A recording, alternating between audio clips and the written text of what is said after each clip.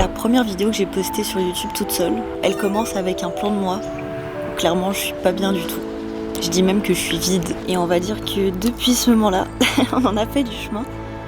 Que en fait, j'ai vu en cette plateforme un endroit où j'avais le droit de partager ce que j'avais vécu. Et à ce moment-là, naïvement, je pensais que j'avais fini mon étape de reconstruction. Pas du tout. C'était il y a bientôt 4 ans, je dirais. Mais aujourd'hui, j'avais envie de vous partager un peu dans la même DA en fait que ma première vidéo toute seule, ce que j'ai arrêté depuis que je vais mieux, soit des choses que j'ai arrêtées avant et qui m'ont aidé à aller mieux, et aussi des choses en fait que depuis que je vais mieux, je fais plus. Une des choses que j'ai arrêté de faire, c'était de me voir au travers des yeux des autres, parce qu'en fait, plus tu vas grandir, plus tu vas te rendre compte que en fait ça plaît rarement les choix que tu fais aux gens. Ils auront toujours quelque chose à dire, et souvent tu dis écoute, peut-être qu'effectivement j'ai pas fait le bon choix professionnel, peut-être effectivement que j'ai eu un comportement mauvais envers une personne. Et en fait ce besoin de vivre sa personne au travers des yeux des autres, ça aide pas à te construire.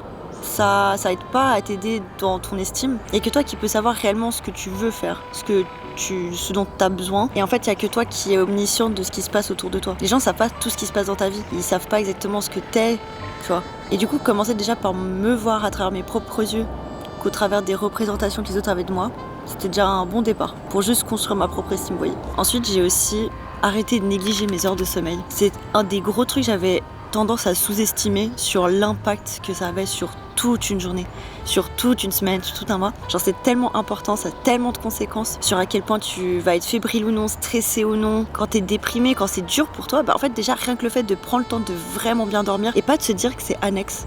Parce qu'à l'époque, j'avais tendance à, par exemple, je me disais, j'ai une soirée le vendredi soir, j'ai une soirée le samedi soir. Dans ce cas-là, je vais aller aux deux parce que je veux pas louper une soirée, je veux être là pour les deux trucs et tout. Et en fait, je me couchais super tard, je me levais super tôt, j'avais plein de trucs à faire.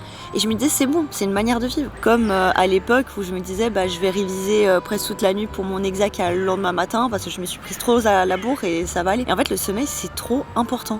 C'est genre pas à prendre à la légère, parce qu'en fait ça règle tellement de problèmes, juste le fait d'avoir une nuit vraiment bien reposée. Et dans le sommeil, je prends aussi le repos. Vivre constamment sur le flux tendu, c'est pas agréable, c'est pas bénéfique. En fait, t'as tendance à te dire que c'est super stimulant de dire j'ai plein de trucs à faire, je suis trop contente et tout. Ok, une journée de temps en temps ça peut être un peu challengeant, mais tout le temps, genre c'est pas en mode de vie. On n'est pas les êtres vivants qui dorment le plus longtemps, mais regardez les chats. Et s'ils font quoi la grande partie de leur vie? Ils dorment, parce que c'est important de dormir. Et regardez comment ils sont stylés les chats. Non mais vraiment le sommeil c'est trop important. Et on le prend pas assez en considération sur à quel point ça a un impact sur plein de trucs. J'ai arrêté de me justifier pour tout. En fait, je me suis rendu compte qu'il y a plein de moments de ma vie où on m'a poussé à... Je faisais des choix assumés, j'avais des réactions assumées et on me poussait à me justifier. Et en fait, j'ai pris cette habitude-là de devoir justifier constamment si je suis triste, mais c'est parce qu'il se passe ça et en gros, c'est légitime que je sois triste. Et en fait, on ne devrait pas arriver à ce stade-là. C'est quand en fait, tu te retrouves dans des situations où tu justifies tout le temps. Mais en fait, ce qui se passe, c'est que les gens ne te croient plus. En fait, se justifier, c'est parce que t'as peur de pas être assez convaincant, donc tu veux convaincre les autres. Et en fait, en essayant de convaincre, tu fais l'inverse. Les gens, ils se disent, c'est bizarre. Pourquoi elle est censée s'expliquer, ça cache quelque chose de bizarre. Alors que c'est juste qu'on t'a appris toute ta vie que si t'avais pas un argumentaire comme ça pour chaque truc que tu faisais, on allait dire, non, c'est pas bien ce que tu fais. Ça rejoint le truc de ne pas se voir au travers des yeux des autres. C'est que, en fait, j'ai commencé à me dire, mais je vais plus me justifier. Et puis si les gens m'ont interprété comme ça ce truc, en fait, j'ai pas besoin à chaque fois de me justifier, mais si j'ai fait ça parce que si et parce que ça. Non, je pense qu'on a tous plus ou moins conscience le sentiment de culpabilité, il sert aussi à ça. Il se rend compte quand on a vraiment mal agi, quand il y a besoin de se remettre en question, puis quand finalement en fait c'est juste des gens qui sont pas d'accord avec toi, mais c'est pas pour autant que tu dois te justifier sur chacun de tes actes. Regardez aussi vous par rapport au fait si vous êtes une personne qui avait aussi tendance à beaucoup vous justifier. Regardez si les gens autour de vous se justifient autant. Prenez la température. C'est important de savoir se remettre en question. Mais en fait, si vous savez vous remettre en question, il n'y a pas besoin de le faire tout le temps. C'est avec modération. Et nous-mêmes, à un moment, il faut aussi se dire, en fait, j'ai confiance en moi, en ce que je suis en train de faire. Et j'ai pas besoin d'épiloguer sur les raisons de mon choix. J'ai arrêté de raconter que du négatif sur ma vie. Et j'ai eu un moment de réalisation, il y a pas très longtemps. Tu vois ce truc, le moment où tu revois des potes que t'as pas vu depuis longtemps, puis vous blablabla, vous parlez de vos vies. En fait, j'ai l'impression que je prenais tellement de temps à raconter les dramas qui m'étaient arrivés, plus qu'en fait, ce qui était positif. Parce qu'en fait, c'est cool de prendre le temps de parler des trucs qui se passent bien et pas simplement dire ouais ça va dans ma vie. Bah en fait, pourquoi tu parles 2 heures des trucs qui vont pas, que t'arrives à raconter tous ces trucs en détail et tout machin, mais quand ça va, c'est genre en mode tout d'un coup il y a de la pudeur énorme qui existe et t'es en mode bah je veux pas développer le sujet, juste ça va. De voir le temps que tu alloues à chacune des positions. En fait, si tu prends plus le temps de parler ce qui va bien dans ta vie, ce qui est positif, logiquement, tu commences à te focaliser aussi sur ce qui est positif et pas juste de dire bah ça va. Par contre, quand ça va pas, c'est une montagne. En parler aux autres, c'est aussi concevoir comment tu conçois ta vie. Et je trouve que c'est important de parler de ce qui va bien, même de parler plus de ce qui va bien, de ce qui va pas bien. Parce que je trouve qu'on est toujours attiré par ce qui est négatif. Internet est la preuve même que tout ce qui est drama marche toujours mieux que les gens qui se disent tout va bien dans ma vie. Je trouve que c'est hyper important. Et j'ai pris beaucoup de temps à réaliser ça. Ça, c'est super récent. Et c'est surtout depuis que je suis ma thérapie de maintenant. J'ai arrêté de prioriser ma réflexion à mes émotions. Je me suis rendu compte que toujours dans ce truc de justification, j'avais besoin d'analyser une émotion pour me dire ok, c'est normal que j'ai réagi comme ça. En fait, j'étais grave dans le déni. Quand je ressentais quelque chose, je me disais faut que je comprenne pourquoi je ressens cette émotion. Genre pourquoi je me sens en colère, pourquoi je me sens triste, pourquoi je me sens si. Et c'est cool d'avoir ce truc de process, de se dire ok, je suis en capacité de réfléchir sur mes émotions, d'essayer de comprendre ce qui se passe pour peut-être éviter de refaire les mêmes trucs. Mais en fait, c'est aussi hyper important parfois de juste se dire ok, je me sens triste, j'ai même pas besoin de réfléchir pourquoi, juste je me focalise là sur ma tristesse. Parce que essayer d'analyser pourquoi tu te sens comme ça, pas d'envoyer je sais pas, t'es en train de communiquer par exemple avec ton copain, tu communiques avec ton copain, tu te dis écoute, je me suis sentie triste parce que tu m'as fait ça et tout. Je suis pas dans ce truc là, je suis en mode ok, je me sens triste, pourquoi, ok, en fait il y avait ce truc qui m'est arrivé dans mon enfance qui fait que maintenant je me sens si ça. C'est cool un moment de comprendre, mais en fait quand tu le fais tout le temps, c'est une stratégie juste pour éviter de vivre l'émotion. Tu dis ok, je vais rester sur ce qui est rationnel pour pas sentir les émotions. Et si tu sens pas les émotions, elles vont pas partir, tu vas juste les sentir plus tard. Donc ça n'aide pas du tout. Et je trouve aussi quand t'es dans ce truc d'analyser tes émotions et pourquoi tu réagis comme ça, tu peux vite tomber dans ce truc de culpabiliser de certaines émotions. Pourquoi je me sens aussi en colère, c'est pas genre rationnel d'être aussi énervé pour ça, c'est pas normal. En fait, il n'y a pas à chercher de la rationalité dans des émotions, c'est le concept. C'est pas pour autant que les émotions, elles sont ah t'es trop émotionnel, tu sais pas te gérer et tout. Par exemple, être en colère, c'est pas forcément signe d'agressivité. Les gens ont le droit d'être en colère sans pour autant être agressif. Si on vous dit souvent quand vous êtes en colère, surtout en tant que femme, que la personne devant vous vous dit mais t'es agressive, c'est juste la personne a du mal à accepter que la personne est en train de poser des limites et du coup en fait elle te décrédibilise en disant t'es agressive alors que t'es juste simplement en colère. Et en fait quand t'as plein de micro-violences comme ça sur tes émotions, tu vas avoir tendance à toi-même te dire c'est pas normal que je me sente comme ça, alors je vais essayer de réfléchir pourquoi je me sens comme ça pour en fait ne pas ressentir l'émotion. Tout ça pour dire faut juste ressentir les choses, faut juste laisser les émotions aller. Et ça c'est un des trucs que je trouve que je travaille le plus et mieux dessus en ce moment, c'est de me dire ok, je me sens triste. J'essaye de pas brainstorm avec moi-même de pourquoi je suis triste. Je suis triste, point. Et en fait plutôt de me dire dans la réflexion ok, là je suis triste, est-ce que je suis dans un mood où j'ai envie de vivre ma tristesse à 100% ou est-ce que je suis dans un mood où là j'ai pas trop envie de le vivre et je préfère juste penser à autre chose. Par exemple, je suis triste, est-ce que je préfère me dire ok, j'écris tout ce qui va pas, je pleure un bon coup et tout, ou là c'est pas le moment, ok, je vais peut-être me regarder une petite vidéo juste pour me remonter le moral, vous captez? J'ai ça, est-ce que là à l'heure actuelle j'ai envie de le vivre à 100% ou est-ce que je me dis je préfère être réconfortée, vous captez? Bref, j'ai arrêté de croire qu'on pouvait évoluer seul. C'est un des gros trucs que j'ai toujours prôné, la solitude, le fait de s'aimer pour soi, etc. Je trouve ça super.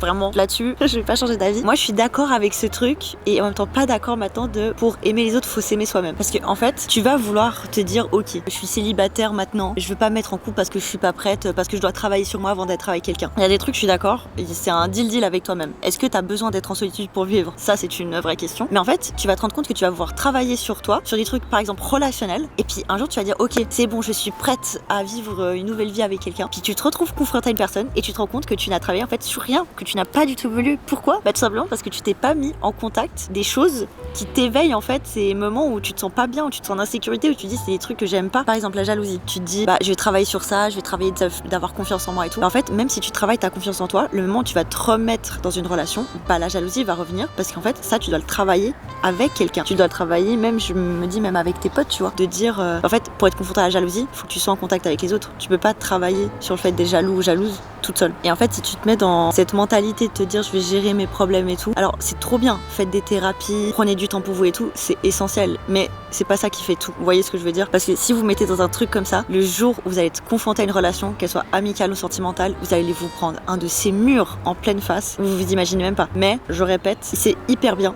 de prendre du temps pour soi, de se déconstruire envers soi-même, mais en fait, tu peux pas évoluer seul. Genre t'as besoin aussi des autres. C'est pas de la dépendance, c'est juste de la cohérence. J'ai arrêté de voir la vie comme une course. Parce que en fait, je trouve qu'on se met quand même beaucoup la pression sur quand est-ce qu'on devrait finir les études, quand est-ce qu'on devrait commencer à fonder une famille, etc. Et juste, c'est pas un sprint en fait. Genre, on n'est pas là à devoir tout faire maintenant. Par exemple, tout devoir tester en une année, se dire je commence la course au mois de mai et puis au mois de janvier je fais un marathon. Genre, on n'a pas besoin de se dire tout doit être fait vite. Les études, faut que ça soit rapide. Si je me loupe une année, ça va pas. Je trouve qu'on est dans une dynamique qui va te pousser à croire ça, de dire tu es en retard, alors que ce n'est pas le cas. C'est juste des choix de vie complètement différents. Mais en fait, c'est pas une course, genre c'est toi qui choisis c'est quoi ta timeline. Et c'est normal qu'on n'a pas tous la même. C'est pas pour autant qu'il y a une meilleure façon de vivre les trucs. Ça, je vous le jure, c'est un des trucs qui m'a fait comprendre à quel point j'allais mieux. J'ai arrêté d'avoir de la FOMO. Alors, je vais pas dire que je l'ai jamais, parce que parfois, il y a des gros trucs qui se passent et tu te dis, mince, je n'ai plus la FOMO. Et quel bonheur de se dire, en fait,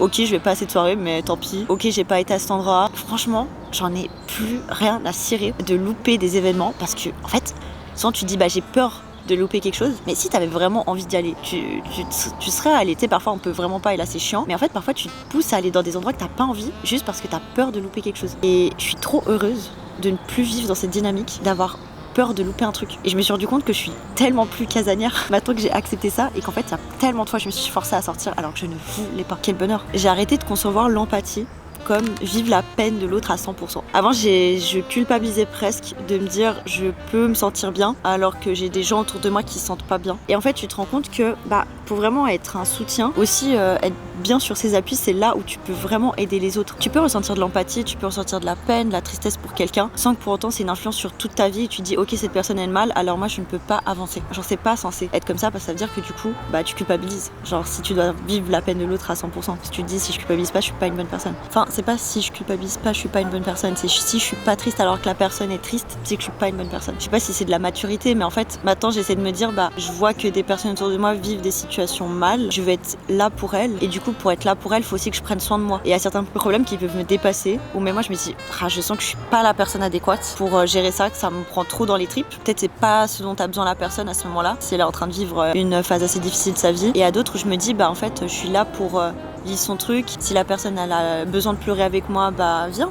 Genre pleure dans mes bras, y a pas de souci, je suis là pour toi. Si la personne a besoin d'aller se décompresser, d'aller boire un verre, viens, on y va, go. En fait, tu n'aides que les autres en t'aidant toi d'abord. Prendre soin de toi, c'est prendre soin aussi des autres. C'est très court mais très efficace. La prochaine, j'ai arrêté de me peser. Je pense que c'est quand je commençais à faire ces transitions adolescente, jeune adulte, je me mettais beaucoup la pression sur mon poids, mais parce que aussi on te pousse à te mettre la pression sur ton poids. Et en fait, je me rendais compte que c'était maladif. En fait, dès que je voyais un numéro sur la balance, souvent je me considérais énorme, alors que ça veut tellement rien dire. Et ça faisait très longtemps. C'était surtout, je crois, quand j'ai commencé à prendre la pilule, où là je me suis dit officiellement j'arrête de me peser, parce qu'en fait je sentais que j'étais en train de grossir et ça me détruisait carrément de me peser. Chez le médecin, je me pesais et je demandais à ne pas voir et à ne pas savoir, parce que en fait ça me mettait genre sans dessus dessous quoi. C'était vraiment très difficile pour moi. Et maintenant je suis juste dans une étape de ma vie où j'ai toujours arrêté de me peser, mais s'il y a besoin, j'ai pas de problème à être confrontée à mon poids. J'ai plus le problème d'être confrontée, et pour moi ça veut dire que c'est un peu genre war is over. Maintenant j'essaie vraiment de me focaliser sur comment je me sens dans mon corps. Est-ce que je suis essoufflée au bout de 2 marches? Est-ce que je me sens bien dans mes vêtements? Et au lieu de me dire ce pantalon passe plus, il faut que je maigrisse, me dire peut-être juste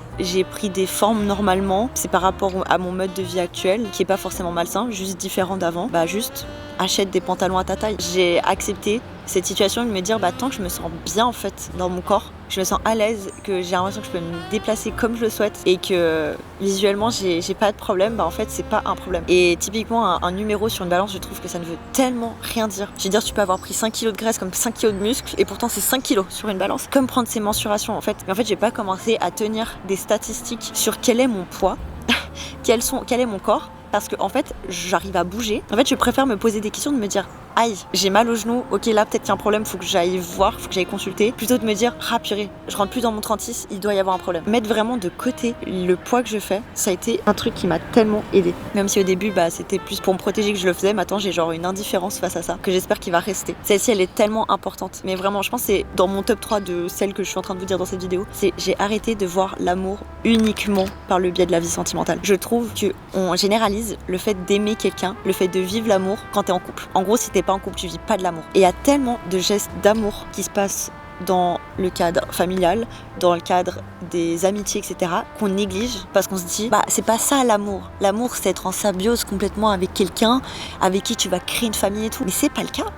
C'est pas le cas. Il y a des trucs où, en fait, l'amour, tu le vis tout autant avec tes amitiés et tout. Et en fait, tu vas avoir tendance à te dire j'ai pas vécu une relation de 5 ans, alors j'ai pas connu l'amour, le vrai et tout. Et en fait, ça ne veut rien dire. Parce que je suis sûre que t'as connu des relations de 5 ans, mais c'était juste pas avec un partenaire sentimental ou une partenaire sentimentale, mais c'était avec un ou une amie. Mais c'est de l'amour. Et qu'en fait, quand tu considères ces moments et que tu dis, mais en fait, ces gestes d'amour que me font mes potes, ils sont à la même échelle que ceux que tu pourrais me faire un ou une partenaire, en fait, tu te rends compte à quel point les gens t'aiment et à quel point t'es pas seul. Parce qu'en fait, t'as des gestes tous les jours que tu peux ressentir de l'amour qui n'est pas de l'amour, on se roule des galoches, quoi.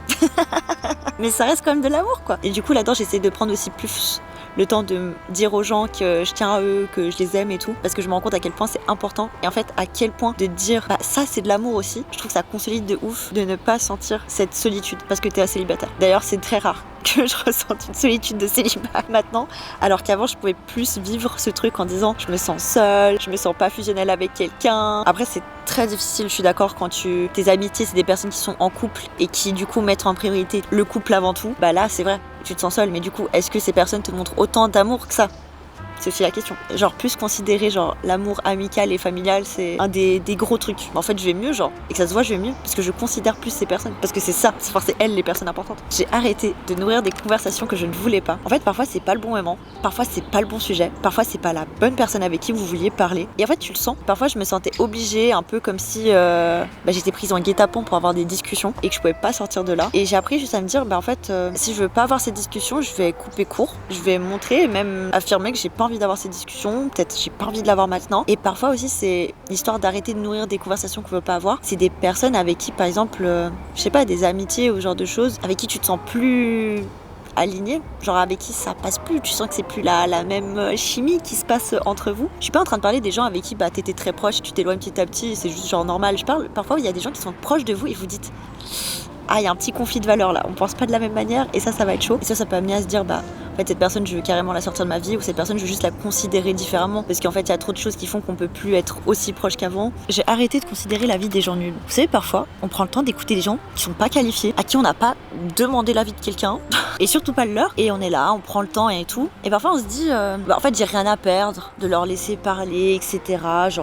Ça me fait rien. Mais en fait, vous avez tendance à sous-estimer, je pense, l'énergie que vous infligez à supporter la vie de gens nuls qui juste ont rien à faire ici. Moi par exemple je sais qu'il y a des trucs où je me suis déjà fait juger et qu'en fait je considérais ces avis de personnes en fait qui sont des personnes pas si importantes que ça me touchait, que ça me faisait me remettre en question. Et en fait, juste pourquoi prendre ça en considération ? Faut savoir écouter ses proches, etc. où tu sais que y a un lien de confiance et que ça vaut le coup, tu vois. Faut savoir faire les choix entre les personnes à qui on peut vraiment faire confiance, à qui on peut vraiment parler de sujet, et les autres que non. Et dernière, j'ai arrêté d'attendre une autorisation pour avancer, de savoir si je fais le bon choix, de savoir si j'ai ressenti la bonne chose. Vous savez, parfois on est en mode j'ai vécu cette situation, je suis en colère, et je vais demander en fait à mes proches si j'ai raison d'être en colère. Et faut apprendre avec le temps de se dire en fait j'ai pas besoin que quelqu'un valide ce que je suis en train de faire, juste je le fais moi-même, je vais pas attendre sur ça. C'est là où tu te construis vraiment ton estime, que tu te responsabilises, parce qu'en fait parfois tu vas te dire en fait je fuis un peu mes responsabilités, je préfère demander à quelqu'un si c'est bien de faire ce choix, comme ça je me dis en fait si je me suis loupée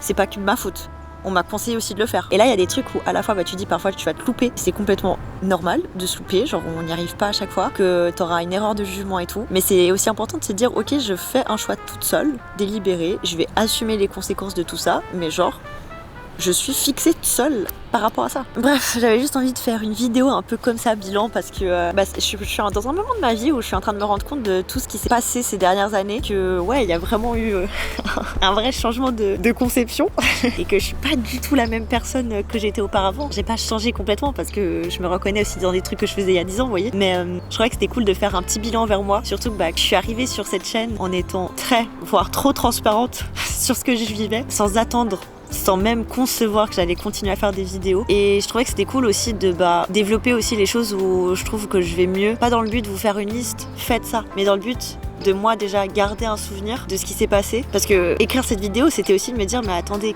qu'est-ce qui s'est passé et tout, qu'est-ce qui était important pour moi, qu'est-ce que je trouve important de partager aussi. Je sais pas si c'est une boucle qui est bouclée, parce que pour moi c'est juste cyclique. Elle va pas se boucler cette boucle, elle va juste continuer à tourner en rond. Ça m'a fait du bien de parler de ça avec vous. Comment conclure une vidéo comme ça, je ne sais pas, mais je la conclue maintenant. Bisous la popu.